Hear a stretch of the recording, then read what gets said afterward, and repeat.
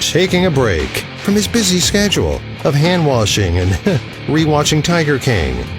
It's time for BSing with Big Nate.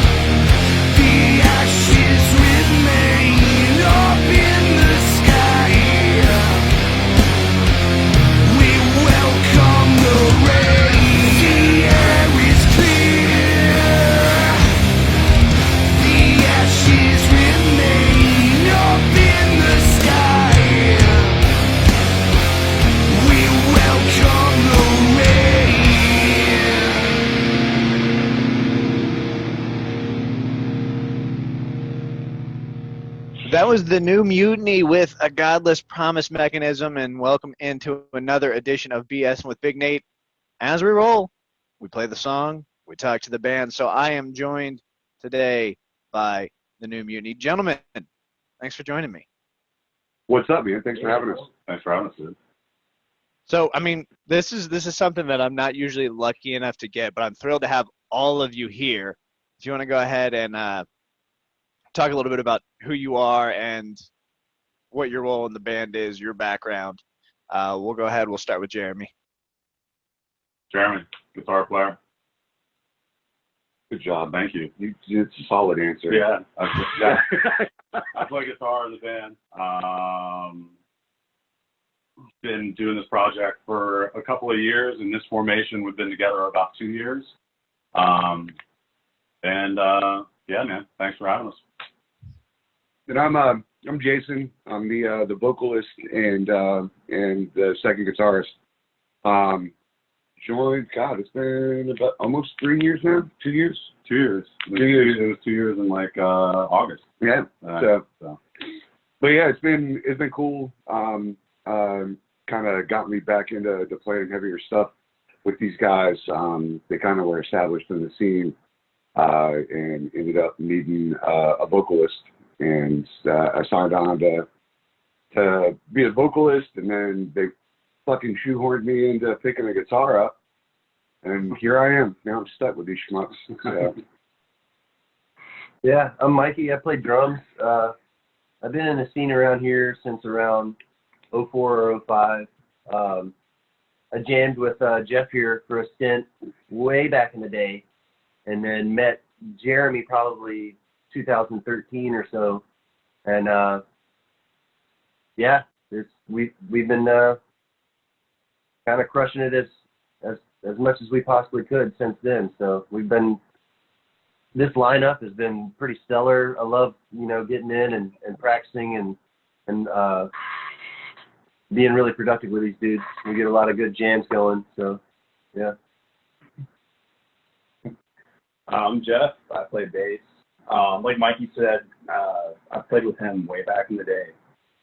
And then I moved back and randomly bumped into him and he was the guy of the band. And then we started playing and it just kind of worked out. Awesome. So let's talk about 2020 and how it's been for you guys. You've actually, since August, you guys have been staying pretty damn busy. You had A Godless Promise Mechanism drop in August, Echo of You last month. You've got another single dropping at the end of this month. So, what all's going on? What's the end game here with all these singles? Well, we've got a self-titled EP coming out. Don't really have a release date. We've just been kind of playing everything by ear because this year's just been a complete shit show. So we wanted to stretch it out and get as much out of the EP as we could while we're working on our future project. And, fingers crossed everything is going to get better and we can start really opening it up and pushing and playing live again. But until then, we've got content. We want to stay out there and be fresh with everybody that listens to us, reach new people, despite the fact that we can't get on a stage and do that. So we figured the best way to do it is just break it up, drop single, and then we'll put it all together at the end and have a nice little EP to listen to. I really like that strategy, and I'm loving the kind of single a month mentality because it gives you something to look forward to. It's like some weird music advent calendar or something. So I'm a big fan of that methodology. Speaking of playing live, you guys of course have a show coming up Saturday the 3rd. When's the last time you guys played a show? We played, when was the Richmond show? We played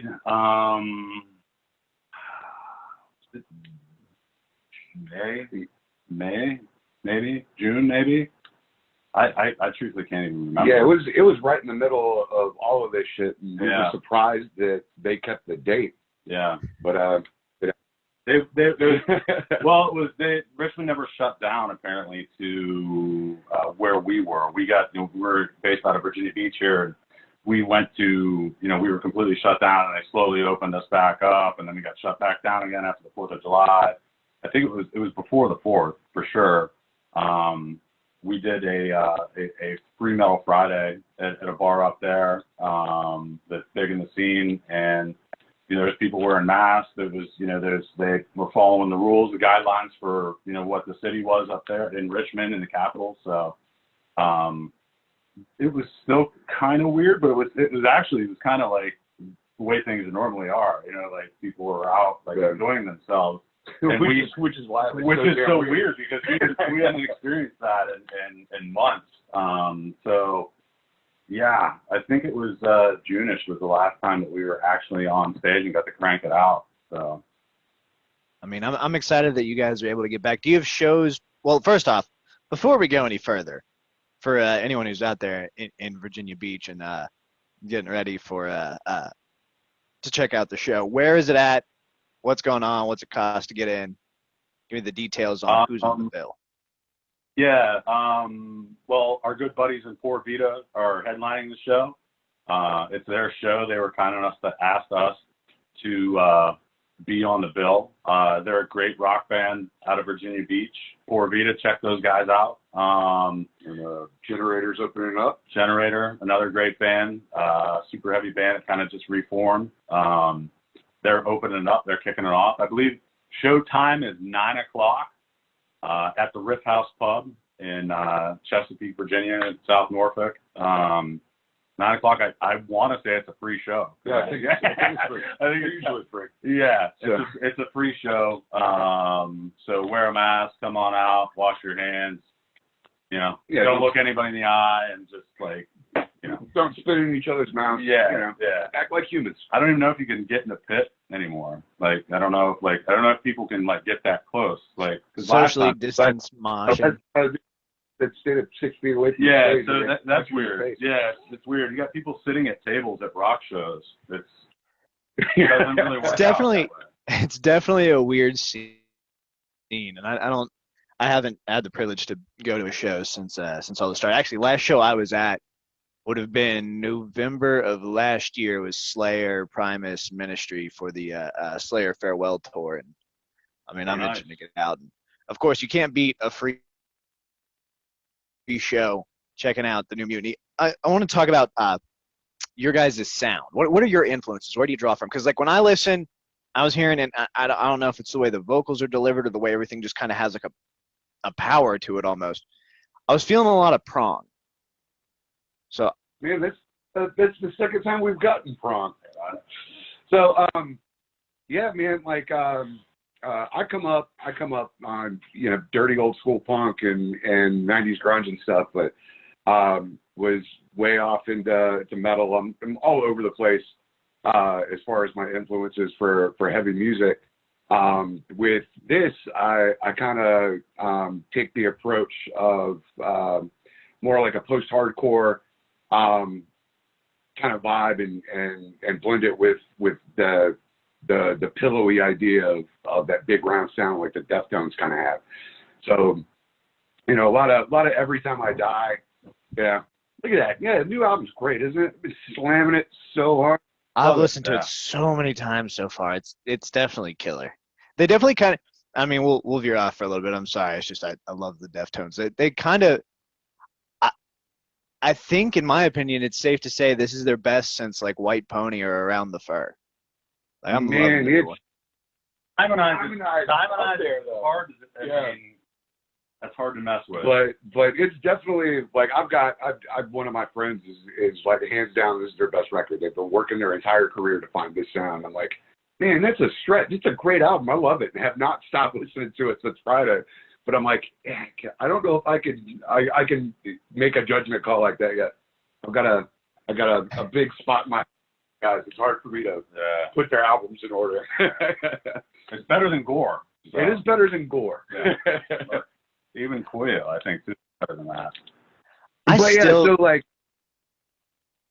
gonna say, I still with them. Like I have a hard time picking out a Deftones album that doesn't have like a place in my heart. Like it's not like Metallica coming out with like Saint Anger and being like, well, what the shit is this?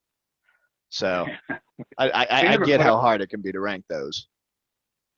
Yeah, there's always one or two like solid bangers, if not more, on each album. Like there might be a couple songs that, you know, you don't resonate with as much, but I mean, they've been consistently doing it and doing it their own way for, I mean, over 20 years, you know, 20, 25 years, maybe even longer than that. You got to give those guys credit, man. I mean, they consistently pump out good stuff, you know, and try to reinvent themselves. I think they must have just as much as they can.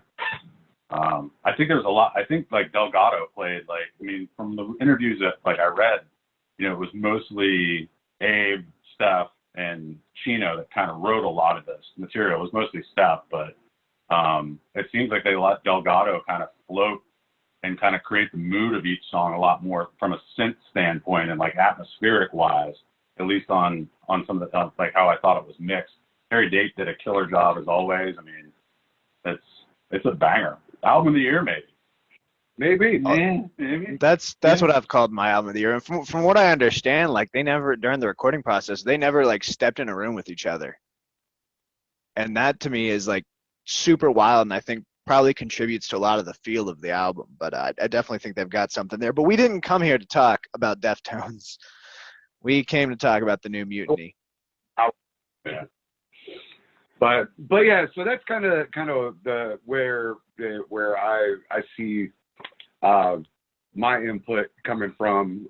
Vocally, man, I just yell. Like I try to not be pitchy, and I try to write good lyrics, and I just yell and hope it sounds good. Yeah. So, I mean, there's a lot to that method. I mean, you're yelling, but it's in a way that's articulate. You can understand everything, and it doesn't waver. There's a lot of strength. So I definitely think that's a driving force of the sound. right on. Thanks. But what about you, Mikey, Jeff, on the rhythm, as it were? So our songs, as from a drummer standpoint, the way we have gone about songwriting, a lot of drummers tend to, I guess they want to stick into a time signature. You know, they'll stick to 4/4, they'll stick to 3/4 or 6/6. They'll play in time. They'll play in time. You know, they'll do that. They'll play in time. You know, They'll remember their drum parts. Fuck it. Yeah. We just throw that all out. Let's just beat me up here. Every time. So, but honestly, like as we're writing these songs, it's we'll jam a lot. A lot of this stuff we'll jam on it over and over and over again, and it's been really interesting to try to take a step back and listen to some of these accents that they do that aren't necessarily in your basic time signatures. And we're building these parts up, and then you know, like we'll have extra beats thrown in periodically throughout a song, so it's just not so straightforward. But at the same time, you know, us as the rhythm section, we still keep that drive going. And if we need to build something to make a dynamic contrast between two parts of the song, it's just been really a creative process for us to kind of step outside of the norm. And it really has kind of generated some interesting sounds. Like these songs, like I feel the way we dynamically go between parts of the songs, like it really gives it a lot of really good contrast. So, and it's been really fun for me. I think a lot of the time, Jeff writes a lot of riffs. I write a lot of riffs. We all kind of have our own stuff and our own style. And you know, I'll work on some skeleton stuff, or Jeff will have something, or we'll all kind of bring something to the table, like, you know, hey, what about this beat? Hey, what about this riff? Like, you know, maybe I have this vocal melody. And I think we've tried to approach writing these songs at least like how we've been writing what you're hearing now and what you're going to hear from us in the future is, as Mikey was saying, you know, we kind of jam on stuff and get a feel for it. Like I might write a whole sequence, a whole skeleton song, and I start playing it, and me and Jeff start working it out, and Jason starts working it out. We start building around the riffs, and we start thinking about what's the vocals going to do here, what's drums going to do here. And when we all get in a room and we start to, you know, kind of work those parts out, it could be a completely different idea than what I originally had. But that's writing music in a band where, you know, we're not content with it until we're all happy. You know, we're not going to put it out there until we're all happy with it, I guess, at the end of the day, from a songwriting perspective, you know, and we're kind of trying to incorporate and spend a lot of the time on that songwriting aspect rather than just kind of piecing things together that don't make any sense. So it's one of those things where we all kind of got a vibe on it. And a lot of the times how we get that vibe is by just running it over and over again and you know, working with different tempos and working different time signatures till we find something that works and we're all happy with, and then we take it from there. So long story short, music is not a science, it's an art.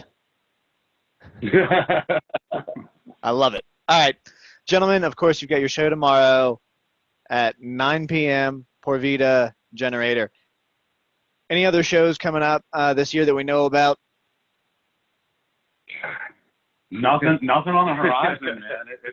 It's just kind of spotty. Like nobody really knows what's going on. There's been some talk of some things, but there's a big there's a lot of people that don't want to go to shows. There's a lot of clubs that they don't want to put on shows or they can't just because it's that from a capacity standpoint and things like that. So we don't really have anything on the books right now. We're hopeful that as numbers continue to go down and things start to open back up and we get back to some sense of normalcy, hopefully we can sneak a couple in before the end of the year. But it might be a situation where 2020 is a bust and we gotta wait till 2021. I don't know how this whole fucking thing pans out. Wind up locked in the lab grinding out the next thing. Yeah. Well, that's what I like to hear. Keep that nose to the grindstone. The New Mutiny, give them some love on Facebook. Of course, if you happen to be out in the Virginia Beach, Chesapeake area, get out and see them tomorrow night, 9 p.m. Gentlemen, thank you so very much for joining me. Thanks for having us, man.